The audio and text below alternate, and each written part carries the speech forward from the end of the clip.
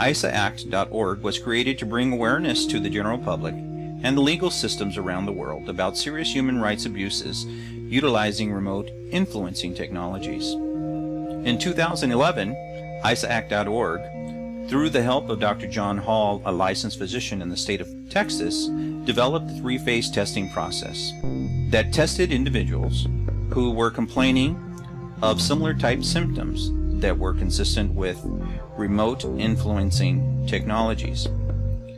Although most of these complaints were subjective, the International Center Against the Abuse of Covert Technologies set out to objectively obtain data to rule in or rule out the possibility of remote influencing technologies being the cause of these symptoms.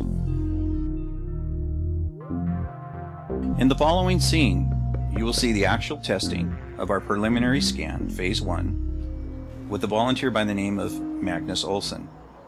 This was conducted in Croydon, London.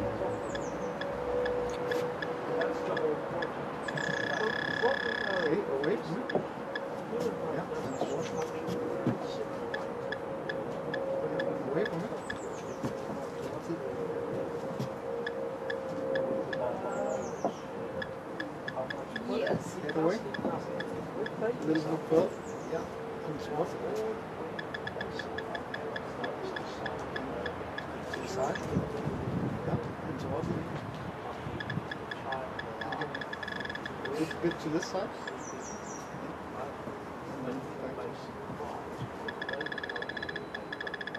No, exactly. I got that.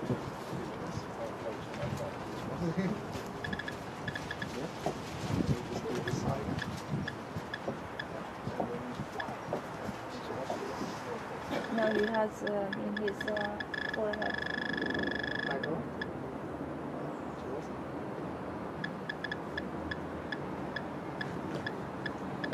Now I am stunned. I want to know how the hell I got this. Right there are empty, right there it's only liquid. They can put it in and then later it slips. In the following scene, you will see Phase 3 testing being conducted on Magnus Olsson, this time in a controlled environment. A Faraday cage, which was rated to block out frequencies between 9 kHz and 18 GHz. This is actually quite exciting. You will notice that in this controlled environment, that utilizing a frequency counter, that we are detecting frequencies from the right and left TMJs of Mr. Magnus Olsson, including a diffuse area in his frontal area. Keep in mind, the Faraday cage is rated to block out these frequencies between 9 kHz and 18 GHz. Those frequencies found being detected on the frequency counter are well within those parameters. But it is clear. Yeah, yeah, I can read it. Okay. We said mid-forehead? Mm-hmm.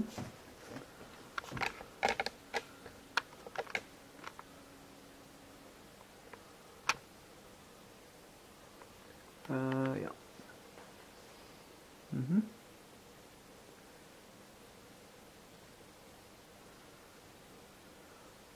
Phase 3 testing was conducted in Belgium at a research facility. We had a total of 16 participants.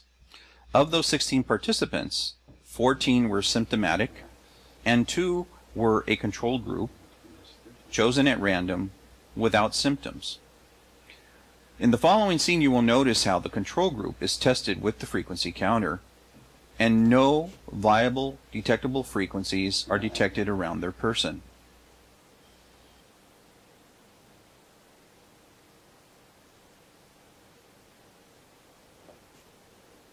The first participant of the control group is tested within the Faraday cage.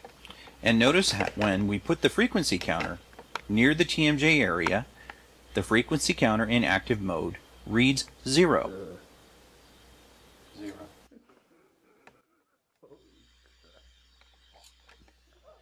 In the next scene, you will see us testing the second participant of the non-symptomatic group, control group, within the Faraday cage.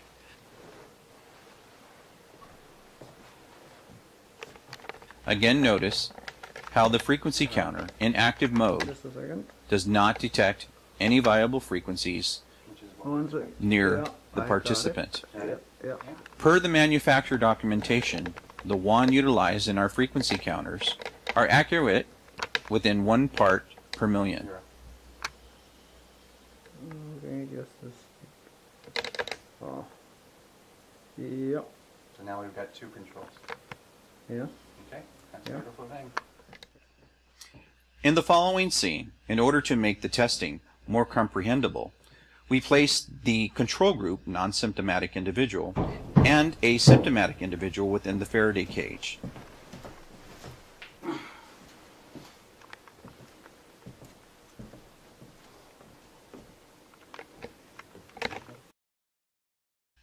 Notice how, when we place the frequency counter next to the TMJ of the symptomatic individual, A little bit.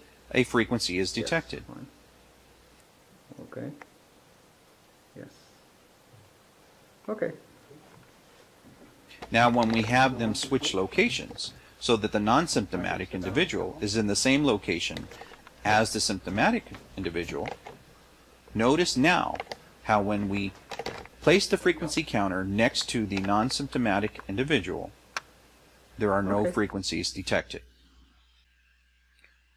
After careful evaluation of both the data and the visual evidence, we must conclude that frequencies are being detected around the areas of this symptomatic group.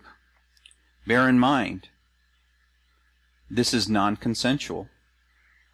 Not one of these individuals has asked to participate in any type of experimentation or given permission to have this type of overt harassment or terrorism done to their person.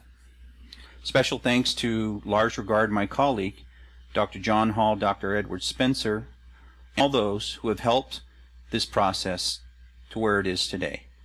For without your participation and your support, this testing process could not have been accomplished. For that, we are grateful. For a full report and details, please download the report here at our website, icaact.org.